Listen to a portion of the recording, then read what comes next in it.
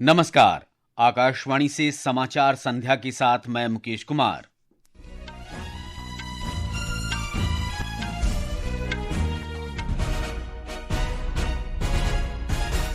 नई दिल्ली में भारत अरब विदेश मंत्रियों की बैठक में आपसी हित के मुद्दों पर चर्चा। प्रधानमंत्री नरेंद्र मोदी ने क्षेत्रीय शांति और स्थिरता में अरब लीग की भूमिका की सराहना की। विदेश मंत्री सुब्रमण्यम जयशंकर ने आतंकवाद को कतई बर्दाश्त नहीं करने की नीति पर बल दिया। वित्त मंत्री निर्मला सीतारामन कल संसद में वित्त वर्ष 2026-27 का केंद्रीय बजट पेश करेंगी।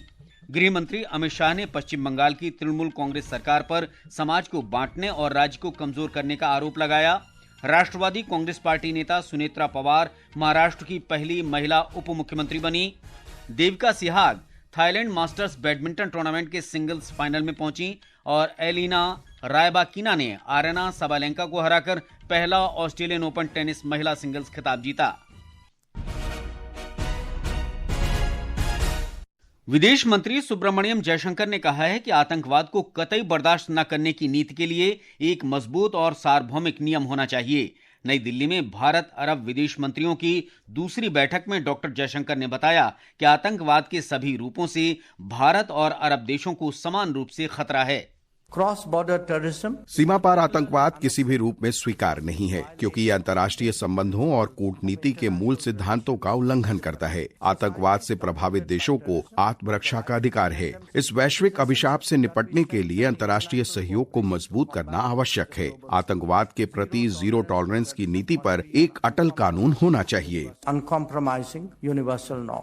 डॉक्टर जयशंकर ने कहा कि भारत और अरब लीग के सभी देशों के बीच मजबूत ऐतिहासिक साझेदारी है। उन्होंने कहा कि यह बैठक ऐसे समय पर हो रही है जब वैश्विक व्यवस्था में बड़े बदलाव देखने को मिल रहे हैं और राजनीति, अर्थव्यवस्था, प्रौद्योगिकी तथा जनसांख्यिकी जैसे कारक प्रमुख भूमिका निभा रहे हैं। पश्चिम एशिया की स्थिति पर उन्होंने कहा कि बीते एक वर्ष में क्षेत्र का परिदृश्य तेजी से बदला है। इसका प्रभाव भारत और अरब देशों पर भी पड़ रहा है। उन्होंने गजा में शांति योजना को आगे बढ़ाने को अंतर्राष्ट्रीय समुदाय की साझा प्राथमिकता बताया। The situation in Gaza, गजा की स्थिति अंतर्राष्ट्रीय समुदाय के लिए चिंता का विषय है और गजा संघर्ष को समाप्त करने की व्यापक योजना को आगे बढ़ाना आज एक सर्वमान्य प्राथमिकता है। विभिन्न देशों ने व्यक्तिगत रूप से या सामूहिक रूप से शांति योजना पर नीतिगत घोषणाएं की हैं। individually or collectively. इससे पहले प्रधानमंत्री नरेंद्र मोदी ने अरब देशों के विदेश मंत्रियों, अरब लीग के महासचिव और अरब देशों के प्रतिनिधि मंडलों से मुलाकात की। प्रधानमंत्री ने भारत और अरब देशों के लोगों के बीच गहरे और ऐतिहासिक संबंधों पर बल दिया। श्री मोदी ने व्यापार और निवेश, ऊर्जा, प्रौद्योगिकी, स्वास्थ्य और अन्य जरूरी क्षेत्रों में सहयोग को और प्रगाढ़ करने की भारत की प्रतिबद्धता व्यक्त की। प्रधानमंत्री ने फिलिस्तीन के लोगों के प्रति भारत का निरंतर समर्थन दोहराया और गजा शांति योजना सहित शांति प्रयासों का स्वागत किया।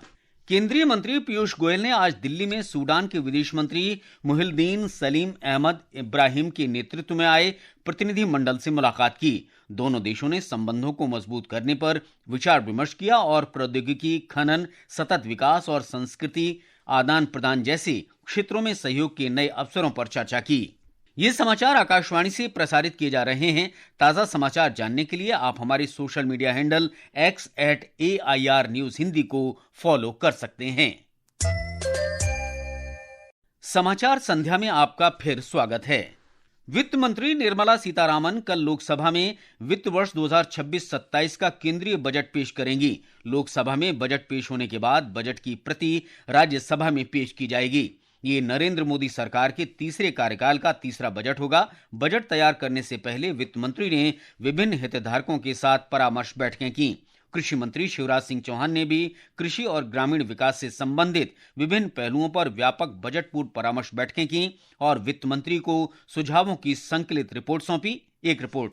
वित्त मंत्री निर्मला सीतारामन लगातार 9वीं बार केंद्रीय बजट संसद में पेश करेंगी। उन्होंने 2019 में वित्त मंत्री का पदभार ग्रहण किया था। अपने बजट भाषण में वह अगले वित्त वर्ष के लिए आर्थिक विकास की रूपरेखा के साथ साथ सरकार की आय और व्यय का ब्यौरा प्रस्तुत करेंगी। बजट तैयार करते समय केंद्र सरकार द्वारा युवाओं समेत आम नागरिकों से अलग अलग माध्यमों के जरिए सुझाव मांगे गए थे, जिसकी झलक केंद्रीय बजट 2026-27 में देखने को मिलेगी। बजट भाषण पूरा होने के बाद बजट से जुड़े सभी दस्तावेज union budget budget mobile app और वेबसाइट पर उपलब्ध होंगे। बजट पेश करने के बाद वित्त मंत्री देश के विभिन्न हिस्सों से आए लगभग 30 कॉलेज छात्रों से भी संवाद करेंगी। बजट सत्र 28 जनवरी को राष्ट्रपति के अभिभाषण से शुरू हुआ था, जो 2 अप्रैल तक चलेगा। आनंद कुमार, आकाशवाणी समाचार, दिल्ली। प्रधानमंत्री के सक्रिय सुशासन और समयबद्ध कार्यान्वयन के प्रमुख मंच प्रगति ने 50वीं बैठक के सफल आयोजन के साथ एक महत्वपूर्ण उपलब्धि प्राप्त की है। प्रधानमंत्री नरेंद्र मोदी ने वर्ष 2015 में प्रगति की शुरुआत की थी। प्रगति ने प्रधानमंत्री की सीधी समीक्षा के माध्यम से प्रमुख अवसंरचना परियोजनाओं और जन शिकायतों की वास्तविक निगरानी तथा समाधान को सक्षम बनाकर शासन व्यवस्था में क्रांति पैदा की है। ये मंच सहकारी संघवाद का एक आदर्श उदाहरण है। विशेष श्रृंखला में आज उत्तराखंड से संबंधित परियोजनाओं पर एक रिपोर्ट। उत्तराखंड एक रणनीतिक दृष्टि से महत्वपूर्ण हिमालयी राज्य है और यहाँ सड़क, बिजली, दूरसंचार और तीर्थ यात्रा से जुड़ी कई राष्ट्रीय महत्व की अहम परियोजनाएं चल रही हैं। वर्तमान में उत्तराखंड में कुल 42 परियोजनाएं प्रगति मंच के तहत निगरानी में हैं। इनमें से 15 बड़ी परियोजनाएं प्रधानमंत्री नरेंद्र मोदी द्वारा प्रगति के माध्यम से समीक्षा की जा रही है, जिनकी लागत 1,22,000 करोड़ रुपए है। इनमें 4 धाम सड़क परियोजना, Rishikesh Karnaprayag rail line, Delhi Dehradun expressway और बड़ी जल विद्युत परियोजनाएं शामिल है। समीक्षा बैठकों के दौरान इन परियोजनाओं से जुड़ी कुल 69 समस्याएं सामने आई थी, जिनमें से 67 का समाधान कर लिया गया है। प्रगति तंत्र ने भूमि अधिग्रहण, वन स्वीकृति और कानून व्यवस्था से संबंधित अड़चनों को दूर कर परियोजनाओं की गति को तेज करने में अहम भूमिका निभाई है। समस्याओं का समय पर समाधान होने से कनेक्टिविटी और बिजली परियोजनाओं से संबंधित काम में तेजी आई है, जो राष्ट्रीय सुरक्षा, आपदा प्रबंधन और तीर्थ यात्रियों की सुविधा के लिहाज से बेहद महत्वपूर्ण है। दीपेंद्र कुमार, आकाशवाणी समाचार, दिल्ली। हरियाणा के मुख्यमंत्री नायब सिंह सैनी ने प्रधानमंत्री के प्रगति प्लेटफॉर्म की सराहना करते हुए इसे एक शक्तिशाली उपकरण बताया है, जो जन शिकायतों के समाधान और विकास परियोजनाओं को आगे बढ़ाने में सहायता करता है। प्रगति एक नवोन्मेषी सूचना और संचार प्रौद्योगिकी सक्षम प्लेटफॉर्म है, जो सरकारी परियोजनाओं का समय पर कार्यान्वयन सुनिश्चित करती है। गृह मंत्री अमित शाह ने पश्चिम बंगाल की मुख्यमंत्री ममता बनर्जी और तृणमूल कांग्रेस पर समाज को बांटने और राज्य को कमजोर करने का आरोप लगाया है। पश्चिम बंगाल के बागडोगरा में एक रैली में उन्होंने कहा कि राज्य सरकार ने समुदायों को एक दूसरे के खिलाफ खड़ा करके बंगाल की सामाजिक एकता को नुकसान पहुंचाया है।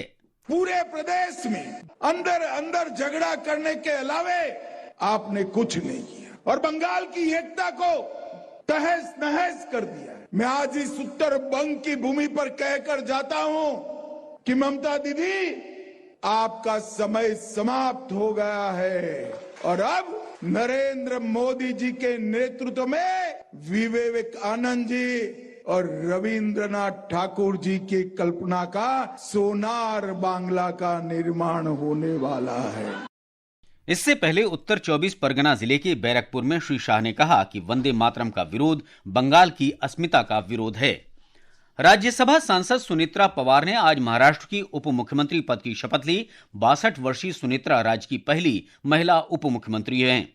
महाराष्ट्र के उप मुख्यमंत्री और उनके पति अजीत पवार का इस सप्ताह की शुरुआत में एक विमान दुर्घटना में निधन हो गया था। इस बीच प्रधानमंत्री नरेंद्र मोदी ने उप मुख्यमंत्री बनने पर सुनेत्रा पवार को बधाई दी है। श्री मोदी ने कहा कि सुनेत्रा पवार राज्य के लोगों के कल्याण के लिए निष्ठा और समर्पण के साथ कार्य करेंगी और दिवंगत अजीत पवार के सपनों को साकार करेंगी। संस्कृति और पर्यटन मंत्री गजेंद्र सिंह शेखावत ने महाराष्ट्र के नासिक जिले के त्रयंबकेश्वर में प्रशासनिक भवन और दर्शन कतार मंडप का लोकार्पण किया। इसका निर्माण पर्यटन मंत्रालय की प्रसाद योजना के अंतर्गत किया गया है। श्री शेखावत ने कहा कि आगामी कुंभ मेले को देखते हुए नासिक और त्रयंबकेश्वर में बड़े पैमाने पर विकास कार्य चल रहे हैं और सभी परियोजनाएं शीघ्र पूरी हो जाएंगी। राम मंदिर से जुड़े सभी निर्माण कार्य 30 अप्रैल तक पूरे हो जाएंगे। अयोध्या में श्री राम मंदिर निर्माण समिति के अध्यक्ष नृपेंद्र मिश्रा ने कहा कि निर्माण एजेंसियों की एक छोटी टीम अगले 3 वर्ष तक मंदिर परिसर में रखरखाव कार्य के लिए तैनात रहेगी। उन्होंने बताया कि राम मंदिर के निर्माण पर अब तक लगभग 1900 करोड़ रुपए खर्च किए जा चुके हैं। लगभग भुगतान जो हुआ है वह 1600 करोड़ का हो चुका है। 1800 करोड़ से 1900 करोड़ मोटा मोटी कुल मिलाकर के व्यय की संभावनाएं हैं। उसका ही आलेख लिया जा रहा है। इसमें टैक्स भी जुड़ा हुआ है, जीएसटी का। तो इस कार्य को हम लोग प्राथमिकता पर फरवरी के बाद मार्च और अप्रैल में पूर्ण करना चाहेंगे। ये समाचार हमारी वेबसाइट newsonair.gov.in और हमारे news on AIR mobile app पर भी उपलब्ध हैं। ये आकाशवाणी है। उपराष्ट्रपति सीपी राधाकृष्णन ने कहा है कि 77वें गणतंत्र दिवस परेड का भव्य आयोजन भारत की विविधता में एकता का जीवंत प्रमाण है। नई दिल्ली में आज भारत पर्व के समापन समारोह में श्री राधाकृष्णन ने कहा कि एक ऐसा अनुभव है जो देश की शाश्वत भावना को जीवंत करता है। इससे पहले उपराष्ट्रपति ने हरियाणा के फरीदाबाद जिले के सूरजकुंड में 39वें सूरजकुंड अंतर्राष्ट्रीय आत्मनिर्भर शिल्प महोत्सव का शुभारंभ किया। ये महोत्सव लोकल टू ग्लोबल अर्थात स्थानीय से वैश्विक आत्मनिर्भर भारत के उद्देश्य के साथ आयोजित किया जा रहा है। उपराष्ट्रपति ने कहा कि सूरजकुंड अंतर्राष्ट्रीय शिल्प मेला दशकों से भारत की सांस्कृतिक आत्मा और कलात्मक उत्कृष्टता का जीवंत प्रतीक रहा है। उत्तर प्रदेश के एटा जिले में पटना पक्षी अभयारण्य और गुजरात के कच्छ जिले में छारी ढांड को भारत के रामसर नेटवर्क से जोड़ा गया है। पर्यावरण, वन और जलवायु परिवर्तन मंत्री भूपेंद्र यादव ने बताया कि दोनों आर्द्र भूमि सैकड़ों पक्षियों को आवास प्रदान करती हैं। ये क्षेत्र लुप्तप्राय पक्षियों के अलावा चिंकारा, भेड़िया, कैराकल, रेगिस्तानी बिल्लियों और लोमड़ियों जैसे वन्यजीवों का भी घर है। प्रधानमंत्री नरेंद्र मोदी ने एटा और कच्छ जिलों के लोगों को बधाई दी है। विदेश मंत्रालय ने तथाकथित एप्स्टीन फाइल्स में प्रधानमंत्री नरेंद्र मोदी और उनकी इस्राएल यात्रा के बारे में शामिल ईमेल को खारिज कर दिया है। मंत्रालय के प्रवक्ता रणधीर जायसवाल ने कहा कि जुलाई 2017 में प्रधानमंत्री की इस्राएल की आधिकारिक यात्रा के अलावा ईमेल में किए गए शेष सभी संदर्भ एक दोषी अपराधी के निराधार और भ्रामक बातें हैं। थाईलैंड मास्टर्स बैडमिंटन टूर्नामेंट में देविका सिहाग ने फाइनल में जगह बना ली है। सेमीफाइनल में देविका ने हुआंग यू सुन को हराया। फाइनल में देविका का सामना कल मलेशिया की गो जिनवेई से होगा। एलिना रायबाकिना ने ऑस्ट्रेलियन ओपन टेनिस के महिला सिंगल्स का खिताब जीत लिया है। फाइनल में आज एलिना ने आरेना सबालेंका को हराकर पहला ऑस्ट्रेलियन ओपन खिताब जीता। वहीं पुरुष सिंगल्स का फाइनल कल कार्लोस अल्काराज और नोवाक जोकोविच के बीच खेला जाएगा। पांचवें और अंतिम टी20 क्रिकेट मैच में भारत ने न्यूजीलैंड को 272 रन का लक्ष्य दिया है। जवाब में ताजा समाचार मिलने तक न्यूजीलैंड ने पहले ओवर में एक विकेट पर 17 रन बना लिए थे। और अंत में मुख्य समाचार एक बार फिर। नई दिल्ली में भारत अरब विदेश मंत्रियों की बैठक में आपसी हित के मुद्दों पर चर्चा। प्रधानमंत्री नरेंद्र मोदी ने क्षेत्रीय शांति और स्थिरता में अरब लीग की भूमिका की सराहना की। विदेश मंत्री सुब्रमण्यम जयशंकर ने आतंकवाद को कतई बर्दाश्त नहीं करने की नीति पर बल दिया। वित्त मंत्री निर्मला सीतारामन कल संसद में वित्त वर्ष 2026-27 का केंद्रीय बजट पेश करेंगी। गृह मंत्री अमित शाह ने पश्चिम बंगाल की तृणमूल कांग्रेस सरकार पर समाज को बांटने और राज्य को कमजोर करने का आरोप लगाया। राष्ट्रवादी कांग्रेस पार्टी नेता सुनेत्रा पवार महाराष्ट्र की पहली महिला उप मुख्यमंत्री बनी। Devika Sihag Thailand masters badminton tournament के सिंगल्स फाइनल में पहुंची। इसके साथ ही समाचार संध्या का ये अंक समाप्त हुआ। नमस्कार।